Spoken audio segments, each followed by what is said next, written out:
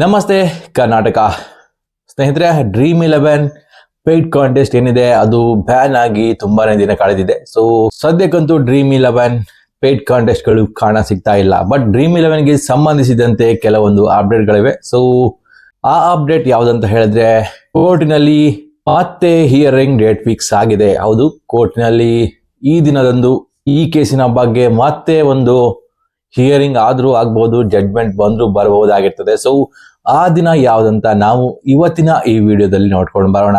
ಸ್ನೇಹಿತರೆ, ನಿಮ್ಗೆಲ್ಲ ಗೊತ್ತೇ ಇದೆ, ಡ್ರೀಮ್11 ಕಳೆದ 8 ರಿಂದ 9 ತಿಂಗಳಾಗಿದೆ ಯಾವುದೇ ರೀತಿಯ ಪೇಯ್ಡ್ ಕಾಂಟೆಸ್ಟ್ ಗಳನ್ನು ಕೂಡ ಆಡಿಸ್ತಾ ಇಲ್ಲ. ಸೊ ಅವರು ಫ್ರೀ ಟು ಪ್ಲೇ ಮಾಡೆಲ್ ನಲ್ಲಿ ಇವಾಗ ಜನರಿಗೆ ಫ್ಯಾಂಟಸಿ ಆಡೋಕೆ ಅವಕಾಶ ಮಾಡಿಕೊಡ್ತಾ ಇದ್ದಾರೆ. ಸೊ ಗವರ್ಮೆಂಟ್ ಏನ್ ಬ್ಯಾನ್ ಮಾಡಿದ್ರು ಅದರ ವಿರುದ್ಧವಾಗಿ ಕೆಲವೊಂದು ಫ್ಯಾಂಟಸಿ ಕಂಪನಿಗಳು ಕೋರ್ಟಿನ ಮೊರೆ ಹೋಗಿದ್ದವು. ಸೊ ಕೋರ್ಟಿನಲ್ಲಿ ಇವಾಗ ಮತ್ತೊಂದು ಡೇಟ್ ಸಿಕ್ಕಿದೆ. ಸೊ ಆ ದಿನದಂದು ಯಾವ್ದಾದ್ರೂ ಜಡ್ಜ್ಮೆಂಟ್ ಬಂದ್ರು ಬರ್ಬೋದಾಗಿರ್ತದೆ. ಸೊ ಆ ದಿನ ಯಾವ್ದಂತ ಹೇಳಿದ್ರೆ ಮೇ 19ಕ್ಕೆ ಮತ್ತೆ ಕೋರ್ಟ್ ಇದೆ.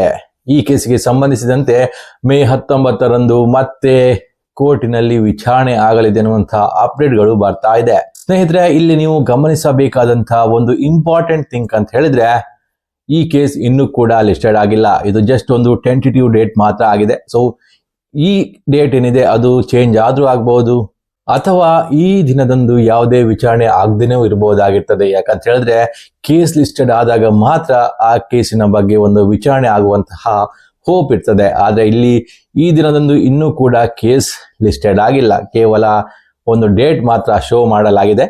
ಒಂದ್ ವೇಳೆ ಈ ಕೇಸ್ ಏನಾದ್ರೂ ಲಿಸ್ಟೆಡ್ ಆದ್ರೆ ಈ ಕೇಸಿನ ಬಗ್ಗೆ ಯಾವ್ದಾದ್ರು ಜಡ್ಜ್ಮೆಂಟ್ ಬರುತ್ತಾ?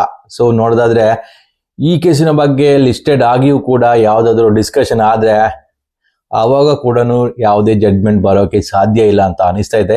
ಯಾಕಂತ ಹೇಳಿದ್ರೆ ಗೇಮಿಂಗ್ ಕಂಪನಿಯ ಪರ ಲಾಯರ್ಗಳು ತಮ್ಮ ವಾದವನ್ನು ಮಂಡಿಸ್ತಾರೆ, ಹಾಗೇನೆ ಗವರ್ಮೆಂಟ್ ನವರು ಕೂಡ ತಮ್ಮ ವಾದವನ್ನು ಮಂಡಿಸ್ತಾರೆ. ಸೊ ಇದರಲ್ಲಿ ಕೆಲವೊಂದು ಪಾಯಿಂಟ್ ಗಳಿರ್ತವೆ, ಅದರ ಮೇಲೆ ಮತ್ತೆ ಡಿಸ್ಕಷನ್ ಮಾಡೋಕೆ ಇರುತ್ತೆ. ಆ ಪಾಯಿಂಟ್ ಗಳಿಗೆ ಕೆಲವೊಂದು ಸಾಕ್ಷ್ಯಗಳ ಅವಶ್ಯಕತೆ ಇರ್ತದೆ. ಮುಖ್ಯ ನ್ಯಾಯಾಧೀಶರು ಏನ್ ಮಾಡ್ತಾರೆ, ಈ ಎಲ್ಲಾ ವಿಷಯಗಳಿಗೆ ಸಂಬಂಧಿಸಿದಂತೆ ಇಬ್ಬರು ಲಾಯರ್ಗಳಲ್ಲಿ ಕೆಲವೊಂದು ಸಾಕ್ಷ್ಯಗಳನ್ನು ಕೇಳ್ತಾರೆ. ಸೊ ಅಂತದ್ರಲ್ಲಿ ಈ ಸಾಕ್ಷ್ಯಗಳನ್ನು ಒದಗಿಸಲು ಮತ್ತೆ ದಿನ ಬೇಕಾಗ್ತದೆ, ಮತ್ತೆ ಮುಂದಿನ ಡೇಟ್ ಅಂತೂ ಫಿಕ್ಸ್ ಆಗಿ ಆಗ್ತದೆ.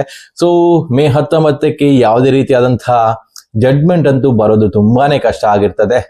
ಆದ್ರೆ ಈ ಕೇಸಿನ ಬಗ್ಗೆ ವಿಚಾರಣೆ ಆದ್ರೂ ಆಗ್ಬಹುದಾಗಿರ್ತದೆ. ಯಾಕಂತ ಹೇಳಿದ್ರೆ ಸುಮಾರು 8 ರಿಂದ 9 ತಿಂಗಳುಗಳು ಈ ಕೇಸಿನ ಬಗ್ಗೆ ಕಳೆದು ಹೋಗಿದೆ.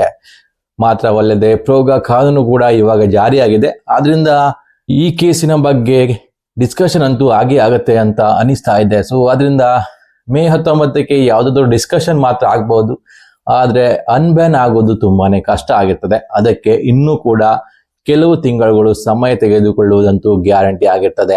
ಅಲ್ಲಿಯವರೆಗೂ ಫ್ಯಾಂಟಸಿ ಆಪ್ ಗಳ ಯೂಸರ್ಸ್ ಏನಿದ್ದಾರೆ, ಸೊ ಇಷ್ಟಪಟ್ಟರೆ ಖಂಡಿತವಾಗಿಯೂ ಡ್ರೀಮ್11ಗಳಲ್ಲಿ ಅಥವಾ ಇನ್ಯಾವುದೋ ಕಂಪನಿಗಳು ಯಾವುದೋ ಫ್ರೀ ಆಗಿ ಆಟ ಆಡಿಸ್ತಾ ಇದ್ದಾವೆ, ಸೊ ಅವುಗಳಲ್ಲಿ ಬೇಕಾದ್ರೆ ಆಟ ಆಡಬಹುದಾಗಿರ್ತದೆ. ಸೊ ಇನ್ನೇನು ಹೆಚ್ಚು ಮ್ಯಾಚ್ ಇಲ್ಲ, ಕೆಲವುಗಳು ಮ್ಯಾಚ್ ಇದೆ.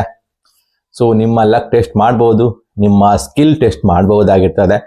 ಒಂದ್ ವೇಳೆ ನಿಮ್ಮ ಸ್ಕಿಲ್ ಉತ್ತಮವಾಗಿದ್ರೆ ನೀವು ಖಂಡಿತವಾಗಿಯೂ ವಿನ್ ಆಗೇ ಆಗ್ತೀರಾ.